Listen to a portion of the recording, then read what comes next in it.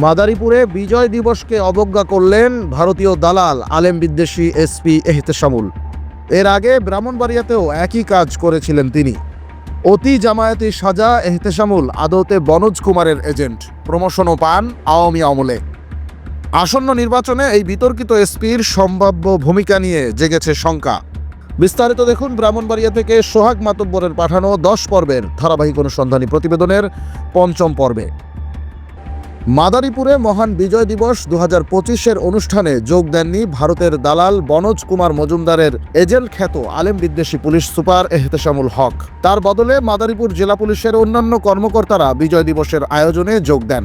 জানা গেছে, ভারতের দালালি গোপন করতে অতি জামায়াতি সাজতে গিয়ে ঘুষ বাণিজ্য ও জনহয়রানির দায়ে অভিযুক্ত ভণ্ড পুলিশ সুপার এহতেশামুল হক 2024 সালের 5 আগস্টের পর থেকেই এমন কর্মকাণ্ড করে চলছেন।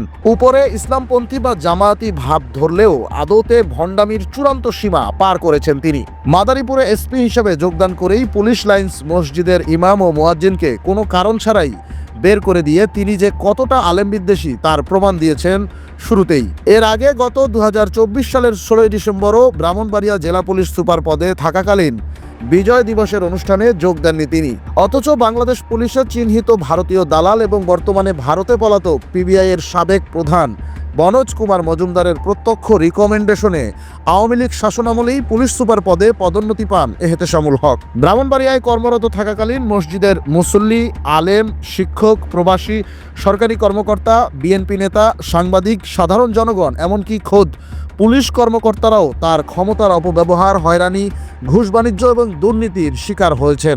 এছাড়া অস্ত্রের ঝনঝনানি ও আইনশৃঙ্খলা পরিস্থিতির চরম অবনতি ঘটে ব্রাহ্মণবাড়িয়ায়। ইতোমধ্যে এসব বিষয়ে তার বিরুদ্ধে প্রধান উপদেষ্টার দপ্তর, স্বরাষ্ট্র মন্ত্রণালয়, পুলিশ সদর দপ্তর এবং দুদক সহ অন্তত 10টি সরকারি দপ্তরে লিখিত অভিযোগ রয়েছে। আসন্ন ত্রয়োদশ জাতীয় সংসদ নির্বাচনে এমন একজন ব্যর্থ, ভণ্ড ও দুর্নীতিবাজ পুলিশ কর্মকর্তা কিভাবে মাদারীপুরের মতো একটি জেলার এসপি পদে দায়িত্ব পালন করেন তা নিয়ে উঠেছে প্রশ্ন। কারণ মাদারীপুরে যোগদানের পর থেকেই একের পর এক বিতর্কিত কর্মকাণ্ড ঘটিয়ে চলছেন তিনি। দর্শক, ধারাবাহিক অনুসন্ধানী প্রতিবেদনের পরবর্তী পর্বে আমরা তুলে ধরব পুলিশি উর্দির আড়ালে সাক্ষাৎ ভণ্ড এসপি এহতেশামুল হক কর্তৃক কিভাবে পুলিশি হেফাজতে এক ব্যক্তিকে খুন করে তা ধামাচাপা দেয়া হয়, এর সবিস্তার তথ্য। চোখ রাখুন দৈনিক অগ্রযাত্রা প্রতিদিনে। অগ্রযাত্রা প্রতিদিন, নির্ভীক প্রত্যয়ে উজ্জীবিত।